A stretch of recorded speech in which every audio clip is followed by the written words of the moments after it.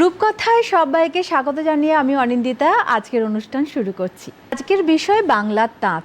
বাংলায় এমন এমন শিল্পকর্ম আছে যেগুলো সত্যিই আমরা গর্ব করতে পারি, এমন এমন জিনিস, তার মধ্যে বাংলার তাঁত। আমি কিন্তু দেখেছি এই ধরনের শাড়ি মা ঠাকুমারা খুব পরতেন তখন। এটা কি একটু এখন কি একটু সফট ভার্সনে এসেছে? আগে তো মারটা বেশি থাকতো, আগে মার থাকতো বলে মানুষ ওইটাকে অ্যাভয়েড করে এখন একটু নরম কাপড় খুঁজছে। মায়ের সিল্ক আছে আর বানে কটন আছে। আচ্ছা, মানে দুটো জিনিসই আছে, সিল্কের সুতোও আছে, কটনের সুতোও আছে। আচ্ছা, তারপরে এটা নরম, এটা সফট। আর এটা কি, এটার জন্য কি দামটা একটু ভ্যারি করে?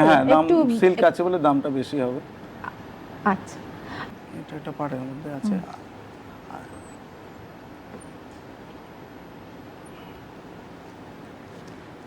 এইটা একটুখানি আমরা ট্র্যাডিশনাল একটি ফুলিয়া তাঁতের শাড়ি দেখছি, কিন্তু এটা আমার যেটা মনে হচ্ছে এটা সফট ভার্সনে দেখছি, তাই তো? হ্যাঁ, সফট কাপড়। এখন আসলে কেউ মারওয়ালা খুব ওই খড়মড়ে শাড়ি পরতে চান না, তার ফলে এই যে বয়ন শিল্পী যারা, তাদেরও বেঁচে থাকবার জন্য তাদেরকেও কিন্তু পরিবর্তিত হতে হচ্ছে। কিন্তু